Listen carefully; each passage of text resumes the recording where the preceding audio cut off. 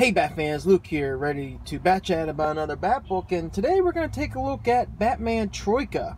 Batman Troika, if you're kind of keeping your Batman timeline home, if you would, this is going to come at the very tail end of the Knightfall saga. When I say Knightfall, I'm not talking like the first part right after where Batman got his bat broken. I'm talking more like, Nightfall, Night Quest, and Night's End. And then technically there's Prodigal, and then there's Troika. And this was just recently collected in this trade version.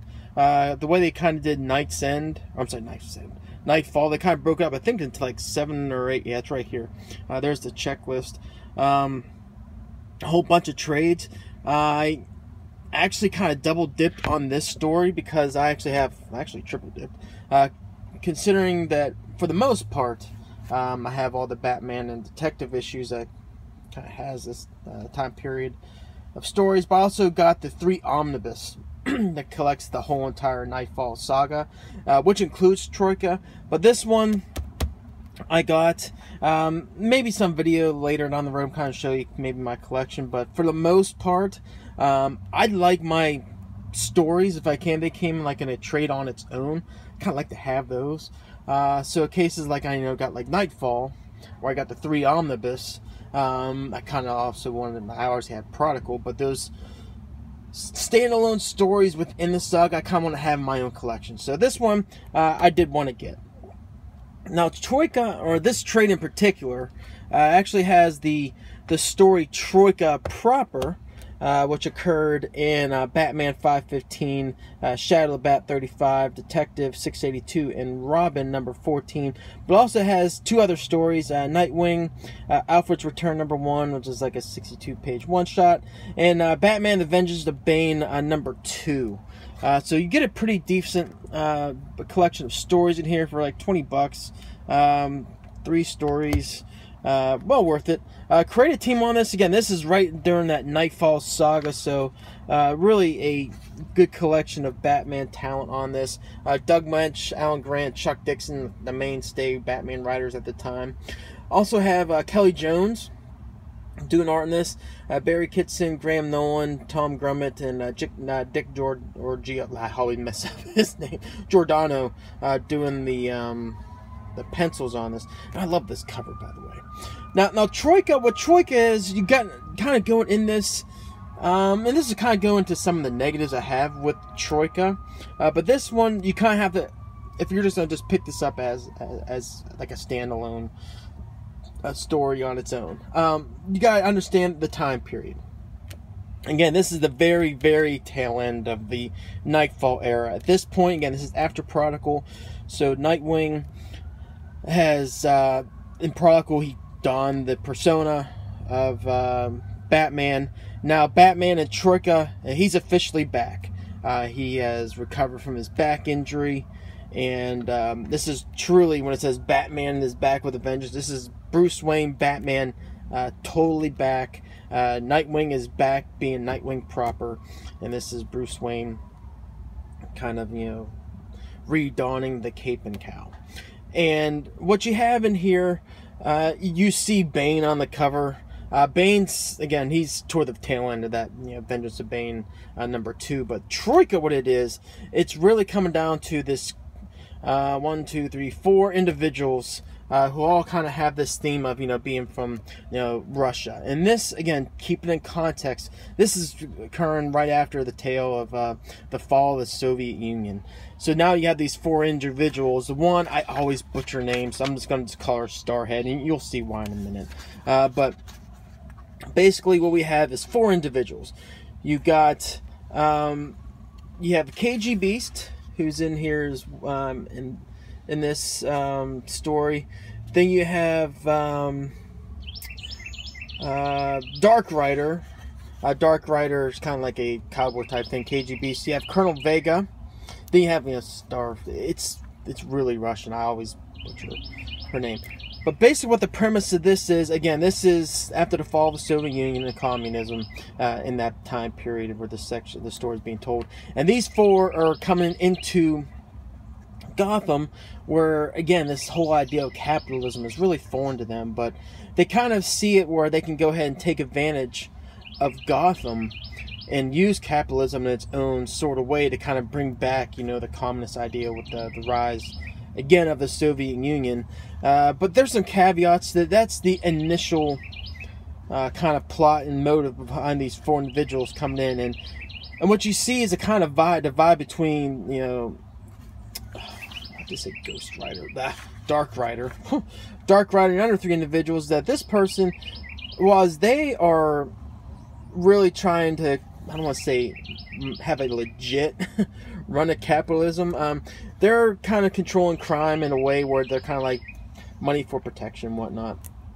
Whereas, as you see with Dark Rider, he's wanting to sit there and say, hey, this is going to take too long. Your method's going to take too long. My method, hey, let's go ahead and take Gotham in one fell swoop. And what he's doing, he's come up with a way to get his hands on some technology where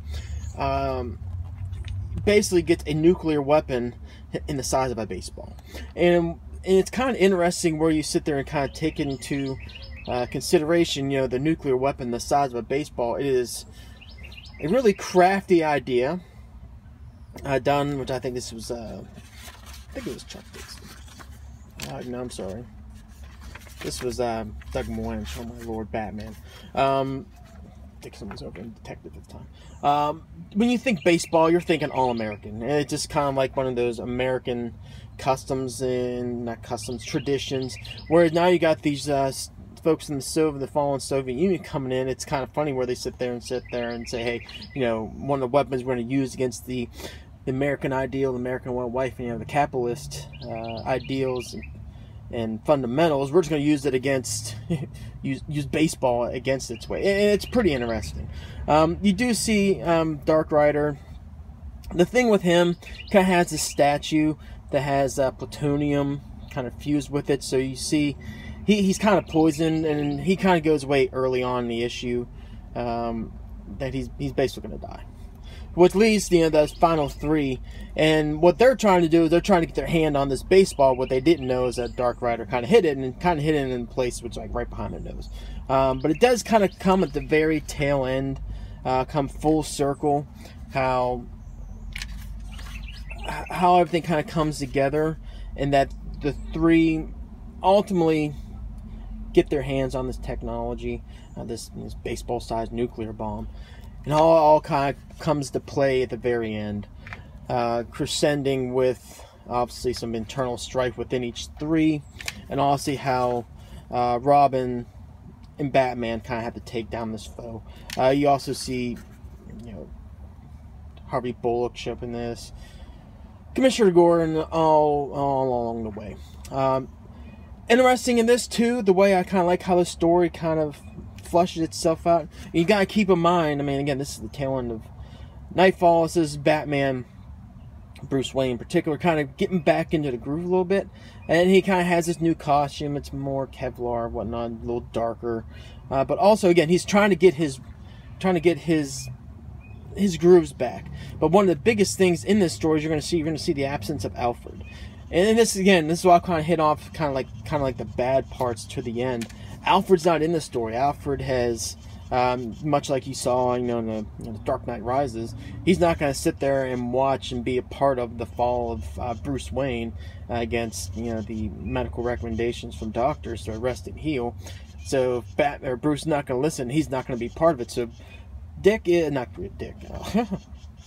Alfred is gone. So this even shows, you know, Bruce Wayne struggling to, you know, get himself to Wayne Industries to meet with Lucius Fox. Him something as simple as cooking his dinner and washing his clothes, him trying to balance everything. You really see the absence of Alfred in here. Additionally, the dialogue you see between Batman and Tim Drake in here, it's really nice. So again, you kind of get the theme of, you know, Batman trying to get his groove a little bit in this panel in particular right here.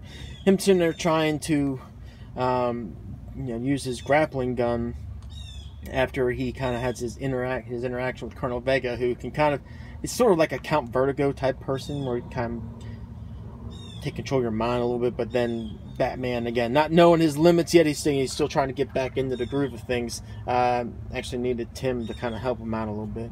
At the very end, the clash between KG Beast primarily and Robin was nice, and then Batman kind of comes in the very end to kind of clean things up. Yeah, I mean, it was good.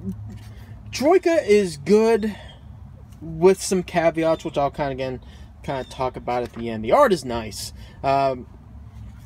Kelly Jones is going to kind of stick out amongst the other 3 artists in this. The other 3 artists in Troika, they all seem, while they're 3 different artists, they all kind of have a similar style. Whereas when you open up the beginning, Kelly Jones is going to stand out. Stand out, I mean, it just seemed different. And Kelly Jones, his art style, again, I love it.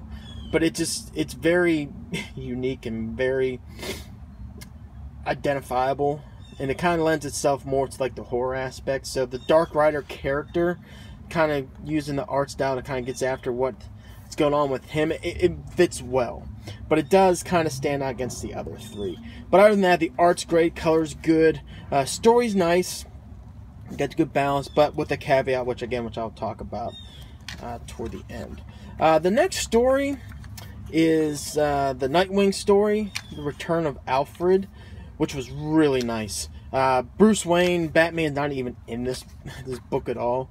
It is primarily 90% a Alfred-centric story, with 10% coming in with Nightwing. Maybe even 10% might be too high, like 5%. So this is like a 95% Alfred-centric story. And this is, again, the return of Alfred. Alfred paving the way for his return. The very end, you kind of see he makes a decision to come back.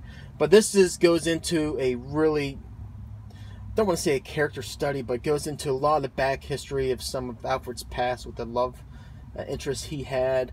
How basically we got told some of the best, not the best, the worst information you get on his wedding day. Yes, his wedding day. But you can see how some folks can kind of take advantage of Alfred sometimes in his good nature.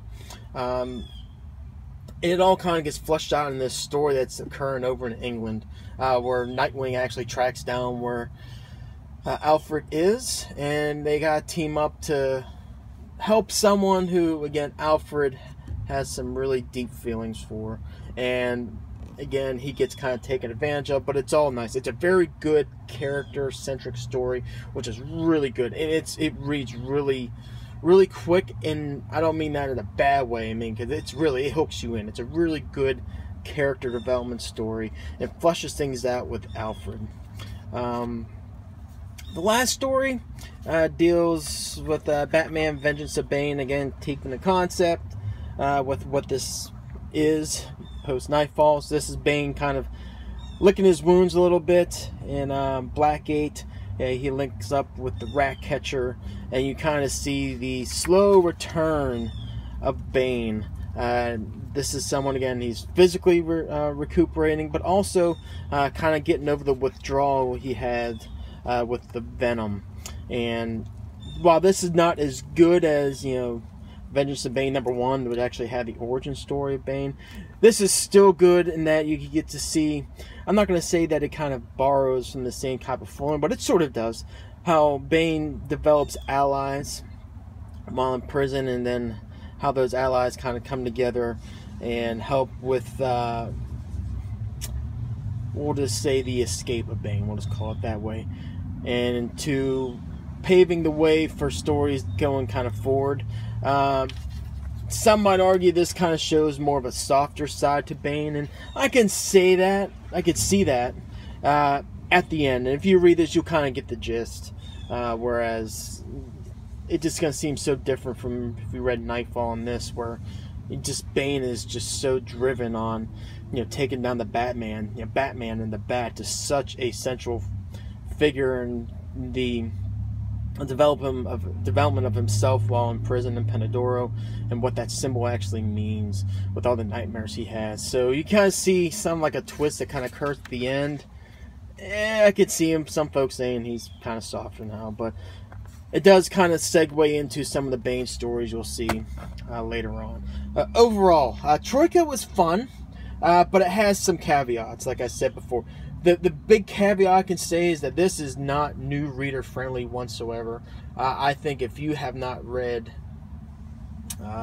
just talking Troika, Knightfall, and then Knightfall into how Colonel Vega and Batman kind of teamed up, which you'll kind of see. Same thing with Dark Rider, kind of going in post, Batman taking the mantle back from John Paul Valley, and that whole story with Night Quest and what's going on with Dr. oh god, I forgot her name, the one that kind of helped out Bruce initially. It's just gonna seem, you might be a little lost, because a lot of it references, that dynamic. Why is Alfred gone? Why is Batman or Bruce Wayne doing his own laundry? That riff he has a little bit with Batman and Nightwing. While it's not totally 100% repaired, there's still a little bit of a gist there. Robin, kind of Tim Drake being in the middle. What's driving KG Beast and their motives with Gotham? Because Gotham right now is technically ripe. Why Batman is kind of stumbling along a little bit.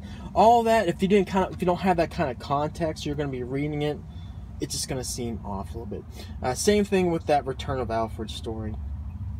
If you don't know why he left, it's going to just seem, some of it's going to be kind of tough. So either you got to read, Nightfall and Night's End and Night Quest, to include all the subcategories, the search and blah blah blah, all those, to get the full kind of context. You'd have to read it, or you can just have to do some Google searches to kind of get the right, again, context of where the story's kind of coming from.